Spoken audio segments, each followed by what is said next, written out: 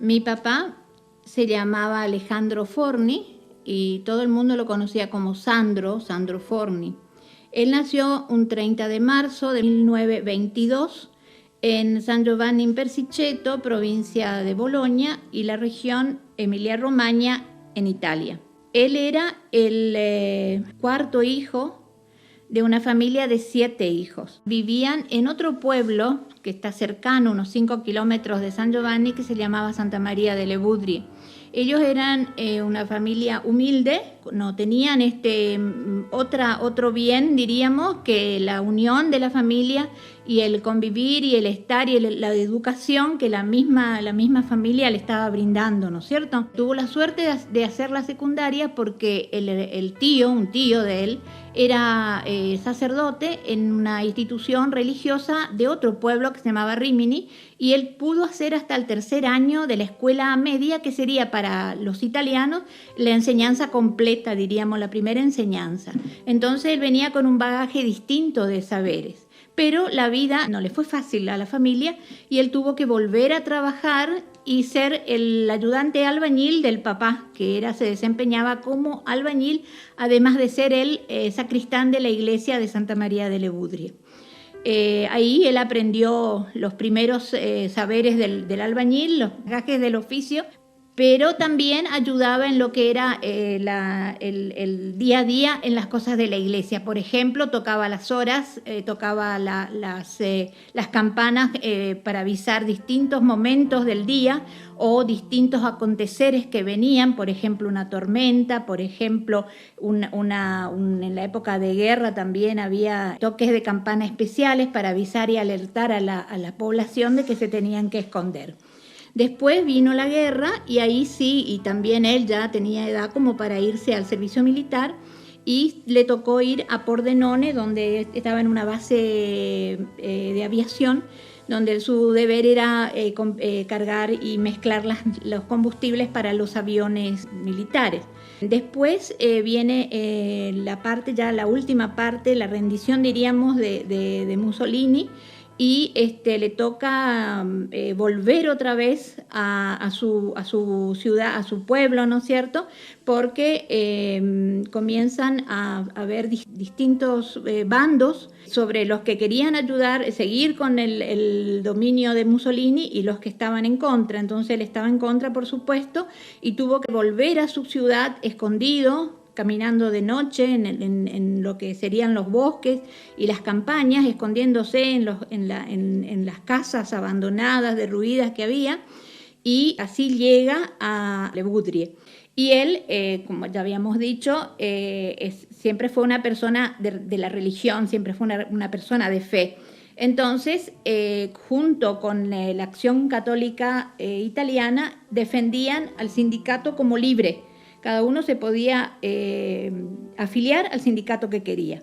Y bueno, y esa fue una lucha muy, muy fuerte, que inclusive llegó con le mataron al que era el presidente de la Acción Católica de San Giovanni in Persiceto. Al morir, a ser asesinado este señor que se llamaba Giuseppe Fanin, le llegan voces a mi abuelo, diciendo de que por favor le diga a Sandro de que se deje de participar en esas asociaciones, porque si no iba a tener el mismo final. Entonces, ¿qué hicieron? Organizaron un contrato desde el mismo obispado de Bolonia y se anotaron las personas que querían, que estaban involucradas en esos movimientos. Y así es que sale desde Génova un barco aproximadamente en octubre de 1949, el barco se llamaba Protea, y venía con un cargamento de italianos a conquistar por 5 años Argentina. El lugar que se eligió sería San Nicolás, donde la empresa que los contrató, era una empresa italiana, ya tenía el contrato para hacer un galpón donde se iban a armar bicicletas. Por esas cosas de la vida, siempre decimos nosotros, ese contrato no se llevó a cabo. pero sí había que quedarse 5 años acá, así que el contratista aceptó la propuesta que le hicieron de venir a construir las escuelas del Plan Quinquenal de Perón. Y la zona donde le tocó venir a ese grupo de italianos fue Sargento Cabral. Y justo allí estaba trabajando mi mamá su primer trabajo de suplente en la escuela que ya existía, una escuelita de madera, y ellos estaban haciendo la escuela que aún hoy es la escuela que está en esa zona. Y bueno, y se conocieron y desde el primer momento se quisieron. Y así fue que en el 27 de octubre de 1951 se casaron. Mi mamá es María Adelaida Carvalho, más conocida como Bocha Forni, porque ya tomó el apellido de papá ya definitivamente. Se casaron en Apóstoles, porque era la ciudad, el pueblo donde mamá tenía la residencia, vivían los abuelos, nuestros abuelos por parte de mamá, pero ya la idea de él era venir a vivir e instalarse en Oberá. Nosotros somos muchos, fuimos naciendo, primero yo, después viene Antonella, Teresa, Mauricio, Ana María, y ese es la primer tanda, le decimos nosotros, entre comillas, de hijos. Mientras eso papá iba siguiendo con su empresa, aún no una empresa constituida todavía, formal, pero sí llevando a cabo muchas de las construcciones que hay en Oberá. Después nacen los últimos 3, que serían Enrique, Sandrito y Paula. Y bueno, ahí se completa la formación de la familia. Hay mucha diferencia de edad entre Paula y yo, hay 18 años, casi 19 años de diferencia.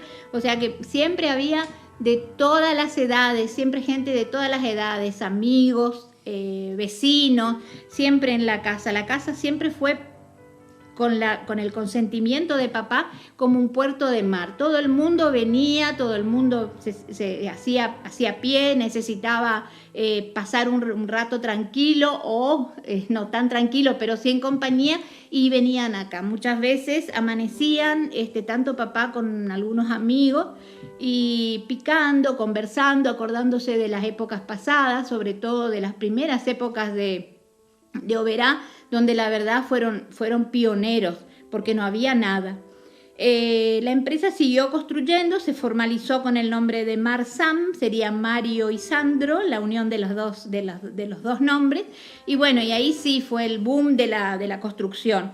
Como ejemplo, me acuerdo que fue una gran inauguración y una cosa, pero un adelanto importante para Oberá, el Hotel Cuatro Pinos, en la avenida Sarmiento. Hay en Oberá, en cada rinconcito, aunque sea chiquito, una obra que nos hace acordar a él. Y bueno, hay una cosa que hay que rescatar. Papá fue el que construyó la torre de la iglesia. Él apiló los ladrillos, él armó los andamios, él fue el que revocó y él fue el que puso la cruz que está en la punta de la torre, junto con con 2 obreros que eran de su pequeña empresa, ¿no es cierto? Pero él fue el hombre que con su trabajo hizo la cruz. Ese es un legado que pienso que hay que rescatar y dejar, porque hoy en día la torre es el símbolo de Oberá. Bueno, ¿qué se puede decir? Donde dio la vida y donde dejó sus mejores años fue en la colectividad italiana, porque Italia era el amor de él, era su sueño, era su patria, era su vida. Fue vicepresidente en una época, cuando el señor Checo Morchio era presidente, y bueno, siempre ocupó los obreros de su empresa para armar los stands en la cancha, en el complejo. Ocupó su madera, su gente, su tiempo. Todo era ad honorem. En esta casa se amasaron kilos y kilos y kilos y kilos de harina y se estiraron metros, kilómetros de masa para hacer las lasañas. De aquí salían en su camioneta para ir a lo de Graziosetti, al horno, y de ahí al complejo. Bueno, todos trabajábamos, porque trabajábamos hijos, nietos, todos. Se vivía la fiesta, se vivía la colectividad y se vivía la italianidad. Lastimosamente la vida se nos lo llevó antes, pero nosotros, los hijos, los amigos, los que los conocieron, tenemos de él los mejores recuerdos. Fue amigo con los amigos, fue padre con nosotros y amigo a la vez. Cada uno de nosotros siempre le tiene a él como guía y como luz y como faro en esta vida, pero con las bases que él nos dio vamos a seguir adelante.